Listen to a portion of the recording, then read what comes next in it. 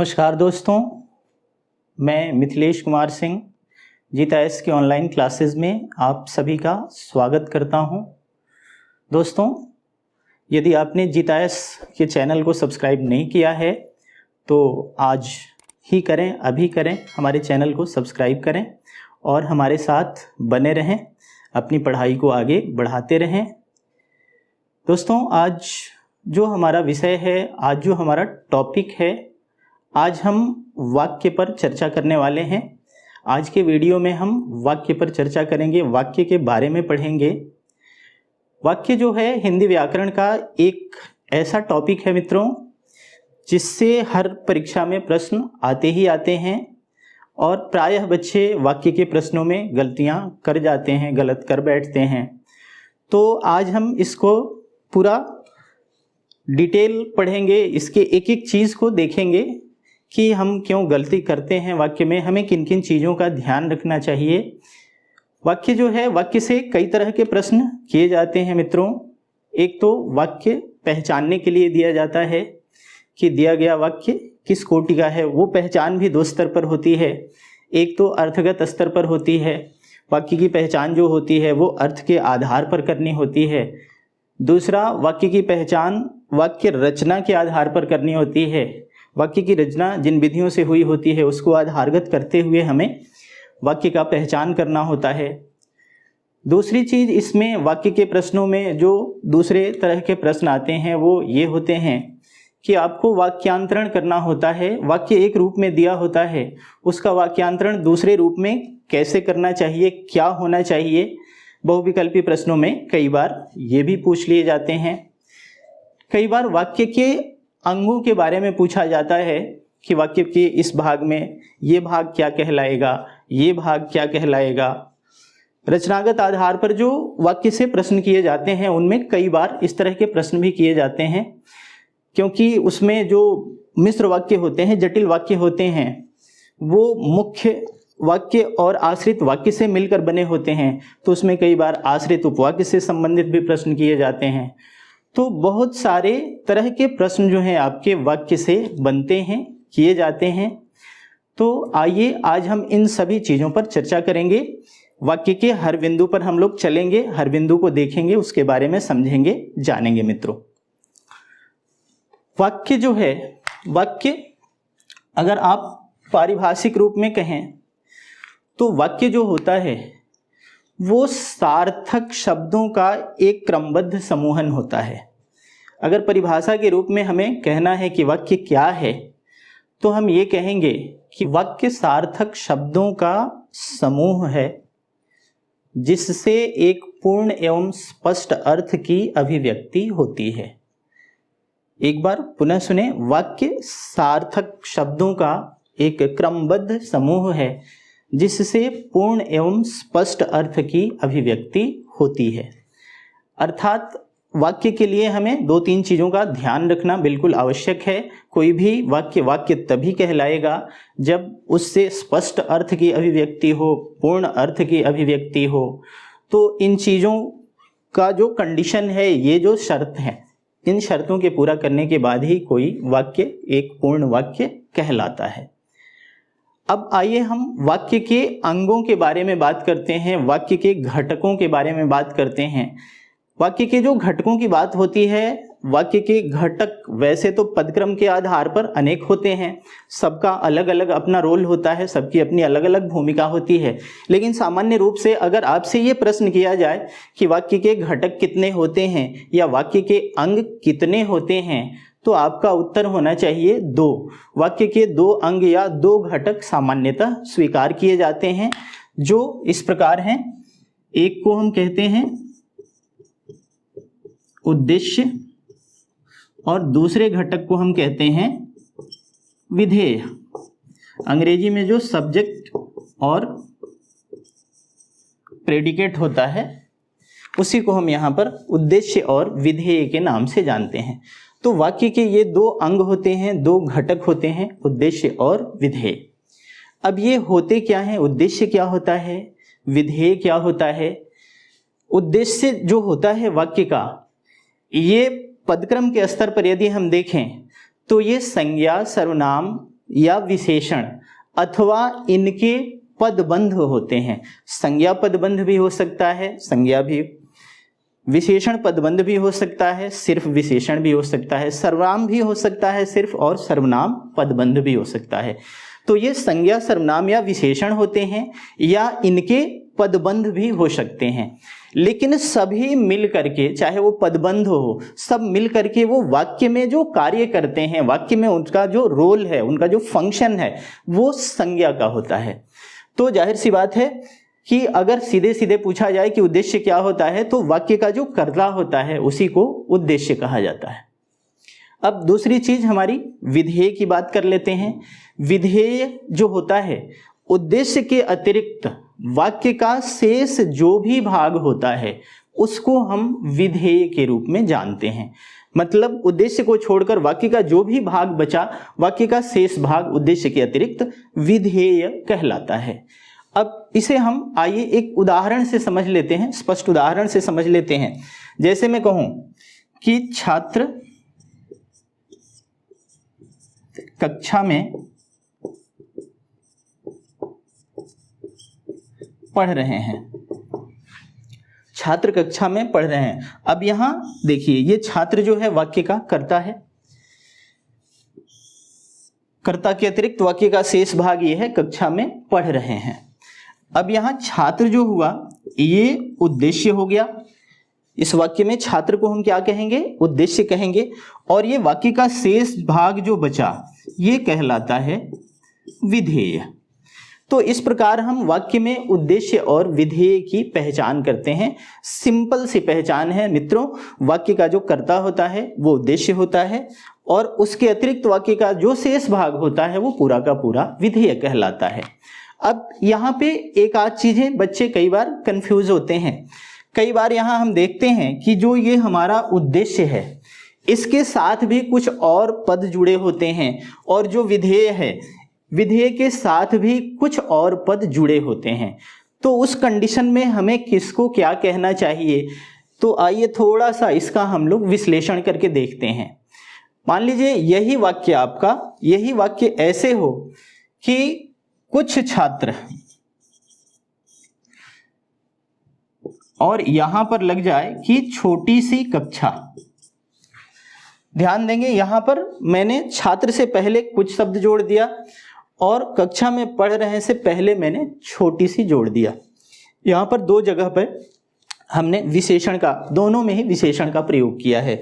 यहां पर छात्र के पहले कुछ शब्द जो है अनिश्चित संख्यावाचक विशेषण है, यहां भी कक्षा में पढ़ रहे हैं। तो यहां पर छोटी सी कक्षा, कक्षा की विशेषता बताई जा रही है। कक्षा का ये जो कक्षा का गुण है ये गुणवाचक विशेषण है, छोटा बड़ा। तो यहां भी हमने विशेषण जोड़ दिया। अगर यही वाक्य इस तरीके से बदल जाए कि कुछ छात्र छोटी सी कक्षा में पढ़ रहे हैं, तो ये पूरा का पूरा भाग मित्रों, कुछ छात्र, पूरा का पूरा भाग जो हो जाएगा ये आपका उद्देश्य हो जाएगा, और छोटी सी कक्षा में पढ़ रहे हैं ये पूरा का पूरा भाग मित्रों विधेय हो जाएगा। तो इस प्रकार उद्देश्य विधेय में आपको कंफ्यूजन नहीं पालना है। यहां पर इसका विस्तारक भी हो सकता है, इसका विस्तारक भी हो सकता है। अगर इन चीजों को अलग से पूछ लिया जाए, जैसे मान लीजिए यहां पर कुछ जो शब्द है सिर्फ इसे ही पूछ लिया गया, या जो कक्षा वाले पार्ट के पहले जो है छोटी सी, सिर्फ इसे पूछ लिया जाए, तो इस कंडीशन में आपका उत्तर क्या होना चाहिए? तो देखिए, जो उद्देश्य से पहले लगा हुआ है, उद्देश्य से पहले के भाग को हम कहेंगे उद्देश्य विशेषण या उद्देश्य विस्तारक। ग्रामेटिकली आप देखेंगे तो ये विशेषण है व्याकरणिक कोटि के आधार पर, तो इसलिए आप इसे उद्देश्य विशेषण भी कह सकते हैं। अगर इसकी प्रकृति के आधार पर देखेंगे, नेचर इसका क्या है, तो ये उद्देश्य वाला जो पद है वो उसको विस्तार दे रहा है, उसको और बड़ा बना रहा है, तो आप इसे उद्देश्य विशेषण के समानांतर आप इसे उद्देश्य विस्तारक भी कह सकते हैं। तो चाहे उद्देश्य विशेषण कहें चाहे उद्देश्य विस्तारक कहें। ठीक उसी प्रकार विधेय वाले भाग के पहले जो है उसे आप विधेय विशेषण या विधेय विस्तारक कह सकते हैं। तो ये तब है जब सिर्फ इसी के बारे में पूछा जाए, कुछ के बारे में पूछा जाए, इसको अंडरलाइन करके पूछ दिया जाए कि ये क्या है, या छोटी सी जो शब्द लिखा मैंने इसको अंडरलाइन करके पूछ दिया जाए कि ये क्या है, तो उस कंडीशन में इसे आप विशेषण या विस्तारक के रूप में लेंगे। उद्देश्य के पहले है तो उद्देश्य का होगा, विधेय से पहले है तो विधेय का होगा, और अगर इस पूरे पार्ट को पूछा जाता है तो फिर ये उद्देश्य है और ये पूरा का पूरा पार्ट विधेय है मित्रों। तो ये है हमारे वाक्य के अंग के बारे में कि वाक्य के अंग क्या होते हैं। अब आइए हम वाक्य के तत्व क्या होते हैं या वाक्य के गुण क्या होते हैं, यानी एक वाक्य में क्या क्या चीजें होनी चाहिए, एक वाक्य के अंतर्गत क्या क्या चीजें होनी चाहिए जिससे वो वाक्य अपने आप में पूर्ण हो, स्पष्ट हो, ग्रामेटिकली सही हो। इन सब चीजों के लिए जो शर्तें होती हैं एक वाक्य के अंतर्गत, आइए अब हम इस पर चर्चा करेंगे कि एक वाक्य के गुण क्या होते हैं या उसके तत्व क्या क्या होते हैं। वाक्य के जो तत्व होते हैं वो मुख्य रूप से 6 तत्व निर्धारित किए जाते हैं, या आप इसे गुण भी कह सकते हैं कि वाक्य के ये 6 गुण होते हैं जो अनिवार्यतः वाक्य में होने चाहिए। इनके बिना वाक्य अधूरा या अस्पष्ट या व्याकरणिक रूप से गलत होता है। ये 6 के 6 तत्व जो होते हैं, सार्थकता, पदक्रम, योग्यता, पूर्णता, समीपता और पदान्वय, पदों का अन्वय। अब इसे एक बार समझ लीजिए कि ये है क्या। सार्थकता, सार्थकता से तात्पर्य है कि वाक्य में सार्थक शब्दों का प्रयोग किया गया हो, क्योंकि यदि वाक्य में सार्थक शब्द का प्रयोग नहीं किया जाएगा तो पूरे वाक्य का अर्थ जो है वो निरर्थक हो जाएगा, वाक्य से कोई अर्थ ध्वनित नहीं होगा। जैसे यदि मैं कहूँ कि श्याम पुस्तक खेलता है, अब यहाँ इस वाक्य का अर्थ जो है वो गलत हो गया, क्योंकि पुस्तक जो है इसका पढ़ने के संदर्भ में प्रयोग किया जाता है। पुस्तक की सार्थकता पढ़ने को लेकर है, पढ़ाई को लेकर है। तो जाहिर सी बात है कि यहाँ पर क्रिया रूप में खेलना नहीं होकर के क्या होना चाहिए, पढ़ना होना चाहिए कि श्याम पुस्तक पढ़ता है, तब जाकर के इसका अर्थ स्पष्ट होगा, ये एक सार्थक वाक्य होगा। दूसरा चीज पदक्रम। पदक्रम से ये तात्पर्य होता है कि वाक्य में जिन व्याकरणिक कोटियों का प्रयोग हुआ है, जिन पदों का प्रयोग हुआ है, उनका एक निश्चित क्रम होता है। कहाँ संज्ञा आएगा, कहाँ कब किस स्थिति में सर्वनाम का प्रयोग होगा, कहाँ विशेषण का प्रयोग होगा, कहाँ क्रिया का प्रयोग होगा, तो इसका एक पदक्रम निर्धारित होता है। यदि पदक्रम इधर का उधर हो जाए, पदक्रम अगर क्रम में नहीं है, तो भी वाक्य का अर्थ जो है वो स्पष्ट नहीं होता और वाक्य व्याकरणिक रूप से भी गलत हो जाता है। जैसे अगर छात्र कक्षा में पढ़ रहे हैं, एक वाक्य है, इसमें में जो कारक चिन्ह है इसका पद बदल दिया जाए, छात्र में कक्षा पढ़ रहे हैं, तो पूरा का पूरा वाक्य जो है आपका निरर्थक हो गया। अर्थात इसका प्रयोग हमें कहाँ करना है, कक्षा में करना है। तो ये पदक्रम को इंगित करता है कि जो वाक्य में पद प्रयुक्त हुए हैं उनका भी अपना एक निश्चित क्रम होना चाहिए। अगर वो अपने निश्चित क्रम में नहीं है तो वाक्य हमारा गलत है। तीसरी चीज योग्यता। योग्यता से तात्पर्य है कि वाक्य में जिन शब्दों का प्रयोग किया गया है वो वाक्य के भाव को या वाक्य के अर्थ को व्यक्त करने की योग्यता रखते हों, अर्थात वाक्य के भाव को या अर्थ को व्यक्त करने में सक्षम हो। जैसे मैं कहूँ कि गाय उड़ती है, तो यहाँ उड़ना जो क्रियापद है, क्रियापद तो गलत नहीं होता ना, उड़ना भी अपने आप में एक क्रिया है, लेकिन गाय कर्ता के साथ इस क्रिया का संबंध नहीं बनता। यहाँ पर उड़ना कहने से ये गलत हो जाएगा। अर्थात ये वाक्य जो है एक सार्थक रूप में नहीं है, एक निश्चित अर्थ की अभिव्यक्ति ये नहीं कर पा रहा है, एक गलत अर्थ की अभिव्यक्ति कर रहा है। इसलिए यहाँ पर हमें ये भी ध्यान रखना है कि वाक्य में योग्यता भी होनी चाहिए। चौथी चीज होती है पूर्णता। कोई भी वाक्य जब तक पूर्ण नहीं होता तब तक उससे पूर्ण अर्थ नहीं निकलेगा। जैसे आपको यदि कहा जाए कि आप परिश्रम नहीं और यहीं पर वाक्य को समाप्त कर दिया जाए, तो नहीं के बाद अगर कुछ नहीं है कुछ भी नहीं लिखा गया तो ये वाक्य अपूर्ण है और इससे पूर्ण अर्थ की अभिव्यक्ति संभव ही नहीं है। अर्थात वाक्य में पूर्णता होनी चाहिए, अर्थात यहाँ पर होना चाहिए कि आप परिश्रम नहीं करते हैं या आप परिश्रम करते हैं। तो जब तक यहाँ पर मुख्य क्रिया के साथ सहायक क्रिया का प्रयोग हम नहीं करेंगे, क्रिया का प्रयोग नहीं करेंगे, तब तक वाक्य जो है वो अपूर्ण हो जाएगा। तो इसलिए वाक्य की एक कंडीशन पूर्णता भी होती है। एक सार्थक, एक कंप्लीट सेंटेंस, एक पूर्ण वाक्य में ये होना चाहिए, वाक्य को पूर्ण होना चाहिए। अगली चीज समीपता। समीपता से तात्पर्य है मित्रों कि पदों में समीपता होनी चाहिए। जो पद हैं जब हम उन्हें लिखते हैं या बोलते हैं तो एक पद के ठीक बाद दूसरा पद होना चाहिए, न कि सारे पद अलग अलग। यदि सारे पद अलग अलग हो जाएंगे तो वे स्वतंत्र शब्द बन जाते हैं। शब्द और पद में मित्रों यही अंतर होता है कि जब उसे स्वतंत्र लिख दिया जाता है तो वो शब्द हो जाता है, और जब व्याकरणिक कोटियों के क्रम में सजा के लिखा जाता है तो वो पद होता है। सामान्य अर्थ में शब्द और पद एक होते हैं, लेकिन विशिष्ट अर्थ में, व्याकरणिक अर्थ में शब्द और पद में यही अंतर है। तो यहाँ पर समीपता से तात्पर्य यही है कि उसे शब्द के रूप में नहीं लिखना है बल्कि पद के रूप में लिखना है, अर्थात दोनों एक दूसरे से सटे होने चाहिए, एक दूसरे के नजदीक होने चाहिए।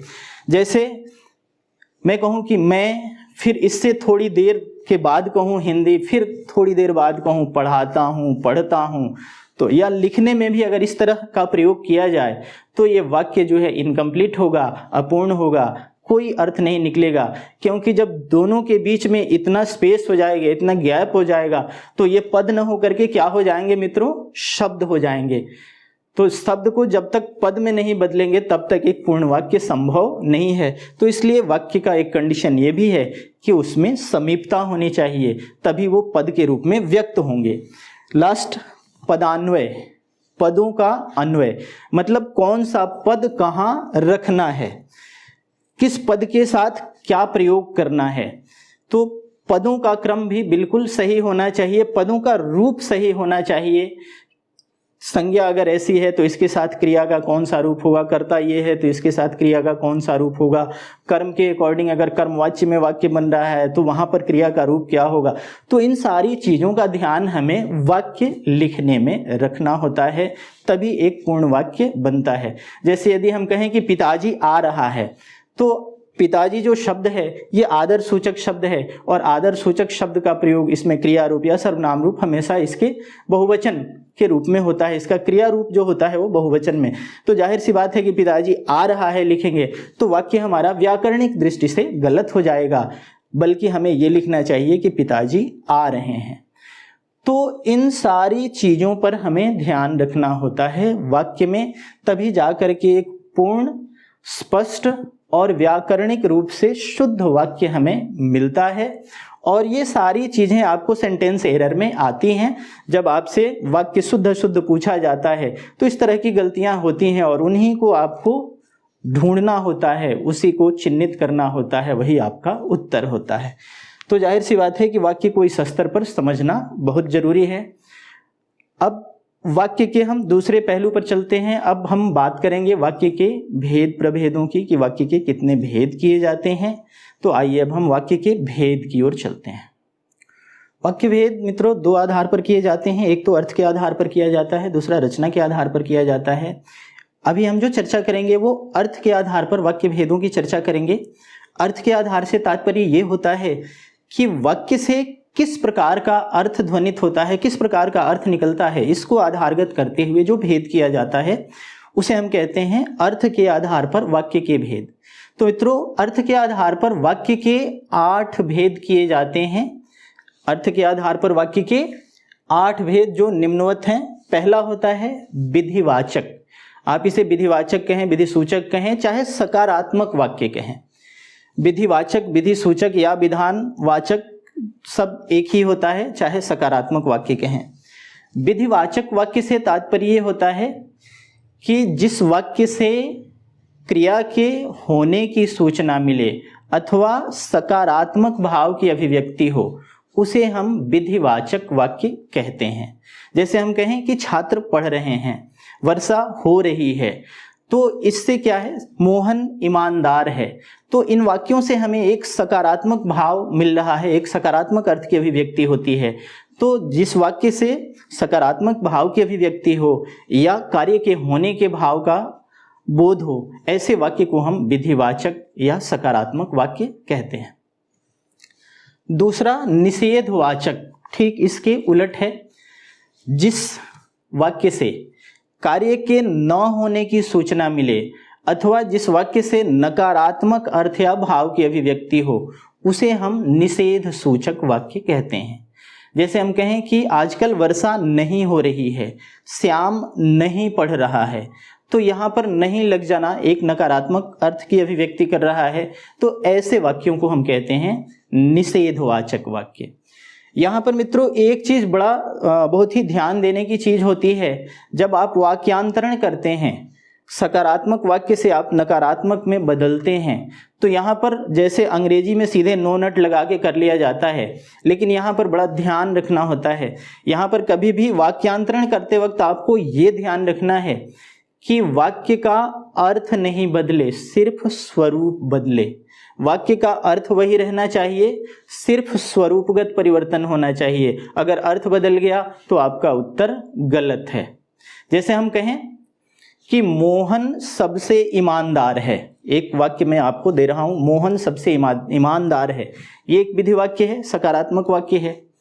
अगर इसका निषेध वाक्य बनाना है और यदि आपने ऐसा बनाया कि मोहन सबसे ईमानदार नहीं है, तो आपका उत्तर टोटली गलत हो गया, क्योंकि इसका अर्थ बिल्कुल उलट हो गया। पहले वाक्य में तो मोहन को ईमानदार कहा जा रहा है और दूसरे वाक्य में उसको ईमानदार नहीं कहा जा रहा है। तो अर्थ का ध्यान रखना होता है। तो ऐसे कंडीशन में हमें वाक्यांतरण करते वक्त ये जरूर ध्यान रखना है, हम ये लिखेंगे कि मोहन से ईमानदार अन्य कोई नहीं है या दूसरा कोई नहीं है, तब जाके ये निषेध भी बनेगा और अर्थ भी वही रहेगा। तो वाक्य के अर्थ को अक्षुण्ण रखते हुए आपको उसका वाक्यांतरण करना होता है, ये विशेष रूप से ध्यान रखेंगे आप अर्थ के आधार पर वाक्यांतरण में। तीसरा है प्रश्नवाचक। प्रश्नवाचक बड़ा स्पष्ट सा है, आप सभी लोग जानते ही हैं। ऐसे वाक्य जिससे प्रश्न का बोध हो, ऐसे वाक्य जिनसे प्रश्न करने का बोध हो, उसे हम कहते हैं प्रश्नवाचक। जैसे मैं कहूं कि आप क्या कर रहे हैं, आप क्या पढ़ रहे हैं, आपने क्या पढ़ा, तो इस तरह के वाक्य जिनसे प्रश्न का बोध हो प्रश्नवाचक कहलाते हैं। चौथा है हमारा विस्मयवाचक या विस्मय सूचक। ऐसे वाक्य जिनसे हर्ष, क्रोध, घृणा, संबोधन, शाबाशी, इस तरह के भावों की अभिव्यक्ति हो, उसे हम कहते हैं विस्मयवाचक। जैसे अगर हम कहें कि हे राम ये क्या हुआ, तो हे राम कहने से एक क्षोभ की अभिव्यक्ति हो रही है, दुखद अभिव्यक्ति हो रही है, ये विस्मय सूचक वाक्य हुआ। यदि हम कहें कि आहा कितना सुंदर मौसम है, तो आहा कहने से एक खुशी का भाव व्यक्त हो रहा है, मौसम बहुत सुंदर है, सुहावना है। तो इस तरह के वाक्यों को हम कहते हैं विस्मयवाचक। विस्मयवाचक में हमेशा आप ध्यान रखेंगे, इसके सामने विस्मयवाचक चिन्ह नोट ऑफ एक्सक्लेमेशन लगाते हैं। यहाँ पर ग्रामेटिकली एक चीज का खास ध्यान रखेंगे, जो वाक्य विस्मयवाचक चिन्ह के साथ शुरू होता है, जिसमें शुरू में विस्मयवाचक चिन्ह होते हैं, तो भले ही उसमें प्रश्नवाचक सर्वनाम आया हो, वाक्य के अंत में प्रश्नवाचक का प्रयोग नहीं किया जाता, उसमें हमेशा पूर्ण विराम का ही प्रयोग किया जाता है। जैसे अगर हम कहें कि आहा कितना सुंदर दृश्य है, तो कितना शब्द जो है प्रश्नवाचक सर्वनाम हुआ। अब यदि प्रश्नवाचक सर्वनाम के आधार पर इसमें आप नोट ऑफ इंटेरोगेशन लगा देते हैं, प्रश्नवाचक चिन्ह लगा देते हैं, तो ग्रामेटिकली आपका गलत हो गया सेंटेंस, पंक्चुएशन आपका गलत हो गया। तो जहां भी ये ध्यान रखेंगे खास करके विस्मयवाचक वाक्यों में, कि जहां भी वाक्य के आरंभ में विस्मय सूचक शब्द आया है, तो वाक्य का जो लास्ट अंत जो करेंगे उसमें प्रश्नवाचक का प्रयोग कतई नहीं करेंगे। नेक्स्ट है इच्छावाचक। इच्छावाचक वाक्य उस वाक्य को कहते हैं जिस वाक्य से इच्छा या शुभकामना की अभिव्यक्ति हो, अर्थात ऐसे वाक्य जिनसे इच्छा या शुभकामना का भाव व्यक्त हो, उसे हम इच्छावाचक कहते हैं। चाहे इच्छा हो चाहे शुभकामना हो, दोनों ही परिस्थितियों में उसे हम इच्छावाचक ही कहते हैं। जैसे अगर मैं कहूँ कि आपका नववर्ष मंगलमय हो, वर्ष 2021 आप सभी के लिए सफलताओं का वर्ष हो, आप पढ़ लिख कर अच्छे नागरिक बने, तो इस तरह के वाक्यों को हम कहेंगे इच्छावाचक। इसमें इच्छा या शुभकामना के भाव की अभिव्यक्ति होती है। नेक्स्ट है हमारा आज्ञावाचक। आज्ञावाचक वाक्य हम उस वाक्य को कहते हैं जिस वाक्य से आज्ञा या आदेश के भाव की अभिव्यक्ति हो। आज्ञा, आदेश या अनुमति, तो जहां पर आज्ञा या अनुमति का भाव व्यक्त हो उसे हम कहेंगे आज्ञावाचक। जैसे मैं कहूं कि आप अंदर आ सकते हैं, आप जा सकते हैं, बाजार से पुस्तक खरीद कर लाओ, यहाँ बैठो, वहां जाओ, तो इस तरह के वाक्यों को हम कहेंगे आज्ञावाचक। नेक्स्ट है हमारा संदेहवाचक। ऐसे वाक्य जिनसे संदेह की अभिव्यक्ति हो, संदेह का भाव व्यक्त हो, उन्हें हम संदेहवाचक वाक्य कहते हैं। जैसे प्रायः ऐसे वाक्य, इस तरह के वाक्य जिनमें शायद, संभवतः, कदाचित ऐसे शब्द लगे हों, तो वो हर कोई पहचान लेता है, क्योंकि ये शब्द ही संदेह सूचक हैं। शायद लगा हो, संभवतः लगा हो वाक्य से पहले, कदाचित, किंचित, इस तरह के शब्द लगे हों, तो ये स्वतः ही स्पष्ट हो जाते हैं कि संदेहवाचक हैं। जैसे मैं कहूँ कि शायद शाम को वर्षा हो, तो ये संदेहवाचक वाक्य हुआ। दूसरी चीज इसमें, दूसरा ये ध्यान रखना होता है कि वाक्य यदि संदिग्ध वर्तमान में हो, संदिग्ध वर्तमान में हो, तो उस कंडीशन में भी वाक्य संदेहवाचक होता है। जैसे वह पढ़ रहा होगा, वह खेल रहा होगा, तो जहां पर पढ़ रहा होगा, खेल रहा होगा, इस तरह का वाक्य मिले, वो भी क्या होता है, संदेहवाचक होता है। लास्ट, संकेतवाचक। संकेतवाचक वाक्य हम वैसे वाक्य को कहते हैं जिनसे किसी अभिष्ट भाव की ओर संकेत किया जाता है। ऐसे वाक्य जिनसे किसी अभिष्ट अर्थ या भाव की ओर संकेत हो, अर्थात जब एक वाक्य दूसरे वाक्य पर अवलंबित हो, एक क्रिया का होना दूसरे क्रिया पर अवलंबित हो, तो ऐसे वाक्यों को हम संकेतवाचक कहते हैं। तो बड़ी सामान्य सी, साधारण सी इसकी पहचान यही होती है साथियों, कि जब एक कार्य का होना दूसरे कार्य पर अवलंबित हो, तो ऐसे वाक्य को हम संकेतवाचक वाक्य कहेंगे। जैसे मैं कहूं कि यदि परिश्रम करोगे तो सफलता मिलेगी, यदि वर्षा हुई तो फसल अच्छी होगी। तो यदि परिश्रम करोगे तो सफलता मिलेगी, यहाँ सफलता मिलने की जो क्रिया है वो परिश्रम करने पर अवलंबित है। यदि परिश्रम करोगे तो सफलता मिलेगी। तो जहाँ पर भी इस तरह का वाक्य मिले जहाँ पर एक क्रिया का होना दूसरी क्रिया पर अवलंबित हो, तो ऐसे वाक्य को आप संकेतवाचक वाक्य की कोटि में रखेंगे। तो साथियों, ये है हमारा अर्थ के आधार पर वाक्यों का वर्गीकरण, उनकी पहचान। यहाँ पर प्रश्न के स्तर पर खास तौर पे वाक्यों की पहचान आती है और वाक्यांतरण आता है। एक रूप से दूसरे रूप में अंतरित करने के लिए वाक्य दिया जाता है, या फिर आपको वाक्यों की पहचान करनी होती है। तो जाहिर सी बात है कि ये चूंकि अर्थ के आधार पर ये भेद किए गए हैं, वाक्य से जिस प्रकार का अर्थ ध्वनित हुआ उसी के आधार पर आपको वाक्य को उस कोटि में रखना होता है। तो ये बड़ा ही सरल होता है। बस इनके नाम को अगर अच्छे से आप समझ लें, तो इन नामों को समझ लेने के बाद यह कार्य आपके लिए अत्यंत ही सरल हो जाता है मित्रों। इसके बाद हम लोग अगली जो वीडियो होगी उसमें हम लोग रचना के आधार पर वाक्य को देखेंगे कि रचना के आधार पर वाक्य के कितने भेद किए जाते हैं, कैसे उनकी पहचान की जाती है। आज की वीडियो मैं इसी पर यहीं पर समाप्त करता हूं मित्रों। आप लोग जुड़े रहें, जीताएस को सब्सक्राइब करें, हमारे चैनल को देखते रहें और अपनी पढ़ाई करते रहें। आज के लिए इतना ही। अब अगली वीडियो में बहुत जल्द हम लोग मिलते हैं दूसरे पार्ट के साथ इसके। तब तक के लिए धन्यवाद।